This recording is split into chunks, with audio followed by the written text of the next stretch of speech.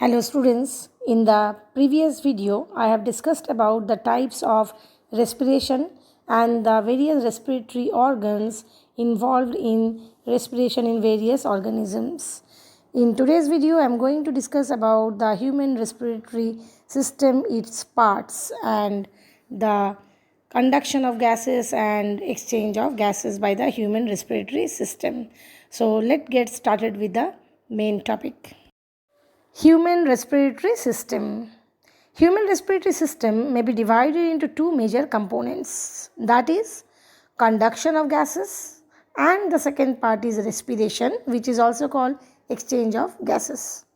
So in conduction of gases, the following parts or the organs are involved in this method. So what are they? Let's discuss.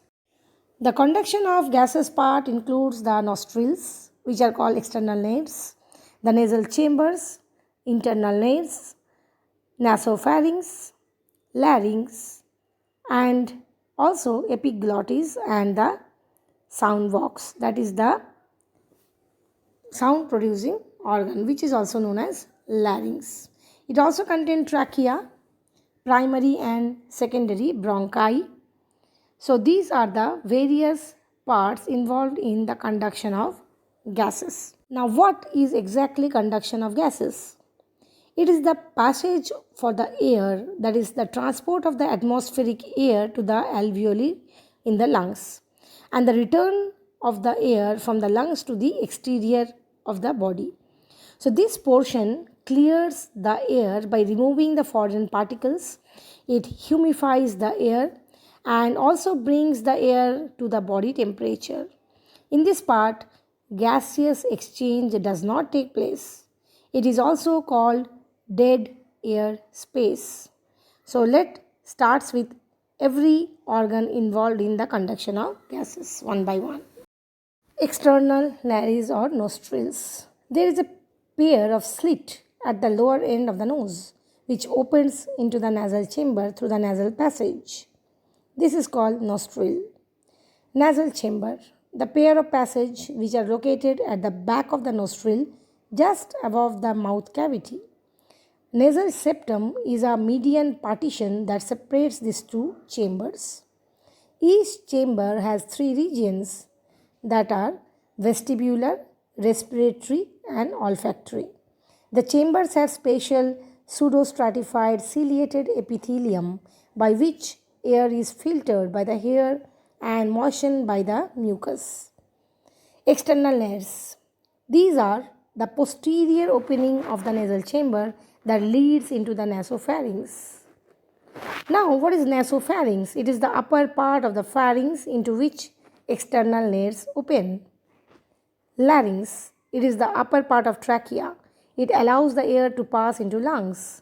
Nasopharynx open through glottis of the larynx into trachea. Glottis is a slit-like aperture that remains open except during swallowing. The glottis bears a leaf-like cartilaginous flap. The epiglottis at its anterior region. It closes the glottis to check the entry of the food during swallowing. Larynx helps in production of sound and hence called sound box. Trachea. Trachea is the thin wall tube about 11 cm long and 2.5 cm wide. It extends up to the mid-thoracic cavity. It passes the air to the alveoli. Primary and secondary bronchi. At the level of the fifth thoracic vertebrae, the trachea divides into two tubes, right primary bronchi and left primary bronchi. Each bronchi further divides into secondary bronchi, and the secondary bronchi subdivides into smaller tertiary bronchi, which is further divided into still smaller bronchioles. The small terminal bronchioles give off a number of thin, irregular walled, one cell thick vascular bag like structure called lungs alveoli, which are the functional unit of lungs. Walls of the trachea, bronchi and bronchioles is composed of fibromuscular tissues and is lined by pseudostratified ciliated columnar epithelium, which is rich in mucus secreting cells. The cartilaginous rings support the wall of the trachea and the bronchi to prevent their collapse. Each terminal bronchiole gives rise to a number of thin, irregular walled and vascularized bag-like structure called alveoli. The branching network of the bronchi, bronchioles and alveoli form the lungs. The next part for the human respiratory system, as I told you, is respiration, or known as exchange of gases. So what is exchange of gases? The alveoli that I just mentioned you about, that is the functional unit of lungs, and their ducts, they form this part of the respiratory system. It is the site of actual diffusion of oxygen and carbon dioxide between the blood and the atmospheric air. The branching network of the bronchi, bronchiole and alveoli comprises the lungs, which provide the surface for exchange of gases in humans. Lungs. Humans have two lungs, one at the right and the other at the left side in the chest region. These are slightly triangular bags that constitute the respiratory organs and are the site of gaseous exchange, gases such as oxygen and carbon dioxide. They lie in the thoracic cavity on the sides of the heart. It is an anatomically airtight chamber. The thoracic cavity is enclosed dorsally by thoracic vertebrae, laterally by the ribs, ventrally by the sternum, and closed below by a dome-shaped diaphragm. The arrangement of the lungs is such that any change in the volume of the thoracic cavity will be manifested in the pulmonary cavity.